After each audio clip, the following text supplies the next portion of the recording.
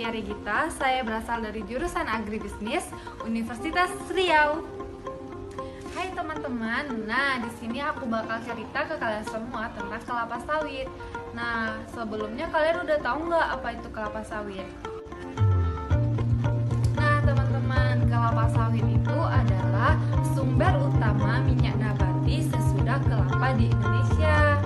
Nah, sebelum aku bakal cerita tentang kelapa sawit ini lebih lanjut, nah mari kita simak dulu video tentang sejarah kelapa sawit di Indonesia.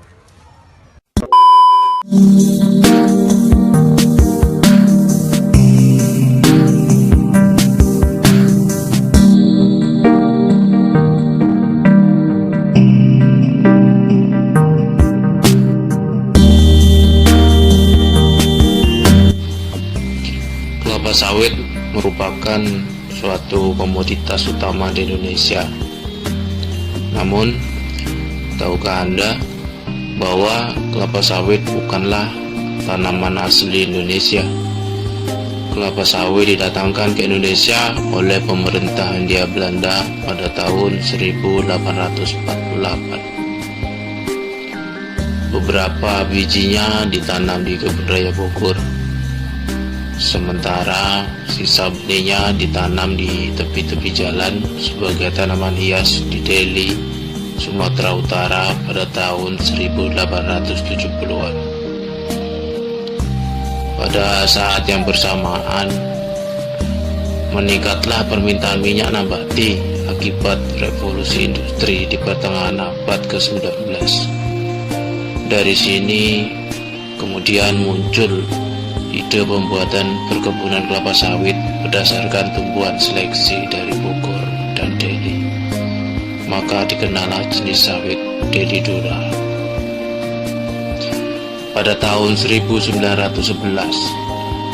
kelapa sawit mulai diusahakan dan dibudidayakan secara komersil dengan perintisnya Hindia Belanda adalah Adrian Hellet, seorang Belgia yang lalu diikuti oleh K. Skate. Perkebunan kelapa sawit pertama kali berlokasi di pantai timur Sumatera, Delhi, dan Aceh. Luas areal perkebunan mencapai 5.123 hektar, di mana pusat pemulihan dan penangkaran kemudian didirikan di Marihat yang terkenal sebagai Afros, Sumatera Utara, dan di Rantau Panjang, Kuala Selangor, Malaya pada tahun 1911 sampai 1912. Di Malaya, perkebunan pertama dibuka pada tahun 1917 di ladang Tenmaran, Kuala Selangor menggunakan benih Dura Delhi dari Rantau Panjang. Di Afrika sendiri, penanaman kelapa sawit besar-besaran baru mulai pada tahun 1910. Hingga menjelang pendudukan Jepang, Hindia Belanda merupakan pemasok utama minyak sawit dunia.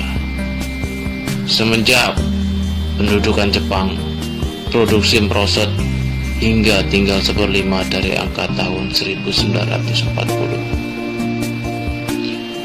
Usaha peningkatan pada masa Republik dilakukan dengan program Bumil, buruh militer yang tidak menghasilkan peningkatan hasil, dan pemasok utama kemudian diambil alih oleh Malaya atau disebut oleh Malaysia.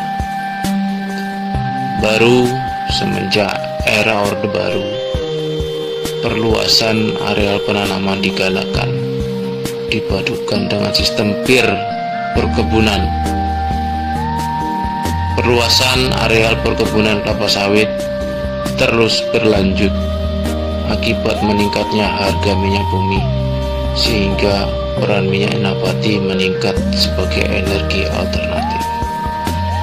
Beberapa pohon kelapa sawit yang ditanam di kebun botani Bogor hingga sekarang masih hidup dengan ketinggian sekitar 12 meter dan merupakan kelapa sawit tertua di Asia Tenggara yang berasal dari Afrika.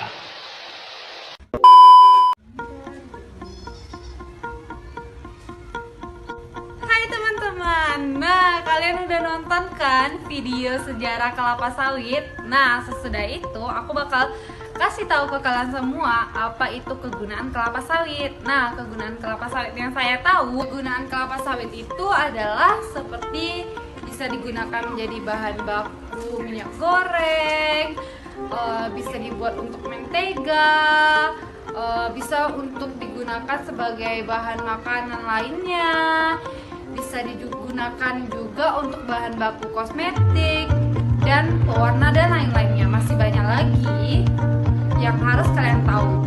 Nah, ini adalah beberapa yang sering digunakan di rumah tangga masyarakat, yaitu berupa mentega, sabun, sampo, minyak goreng, cat pewarna rumah, dan masih banyak lagi yang lainnya. Nah, akhirnya kita udah selesai nih membahas tentang kelapa sawit. Nah, saya Septia Regita undur diri dulu teman-teman. Semoga video ini bermanfaat untuk kalian semuanya. Assalamualaikum warahmatullahi wabarakatuh.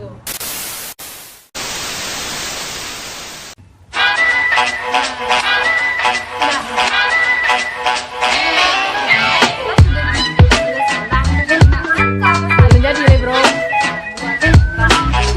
buat ah? A, B, C, D, E, F, G.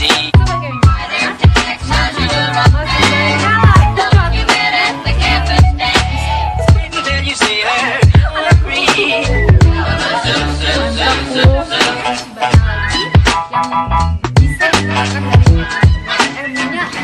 Nah, kalian udah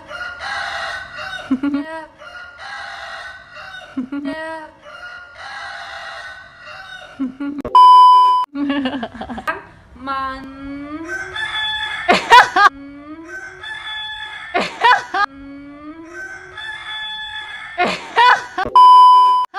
apa saja sih kegunaan kelapa sawit itu? Nah, ayam suka videonya tentang sejarah Indonesia, kelapa sawit di Indonesia. Dah.